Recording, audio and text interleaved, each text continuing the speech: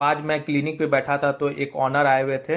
उनका समस्या यह था कि उनका डॉग जो है वो ईचिंग बार बार कर रहा है अपने स्किन पे और बाइट भी कर रहा है। और फिर मैंने अच्छा से फिजिकल एग्जामिनेशन किया। फिर मैंने पूछा कि आप कौन सा शैम्पू यूज करते हैं डॉग के लिए। तो उन्होंने बताया कि कभी कभी ह्यूमन वाले भी यूज कर देता हूँ मैं। तो मैंने बताया कि कभी भी आप डॉग को ह्यूमन वाला शैम्पू जो है वो बिल्कुल ना दें, और साथ में न्यूट्रिशन सपोर्ट भी दें। न्यूट्रिशनल सप्लीमेंट देने से जो होगा आपका स्किन जो है वो ग्लोइंग करेगा। अगर आपको वीडियो अच्छा लगा हो तो प्लीज़ लाइक करें, शेयर करें, सब्सक्राइब करें।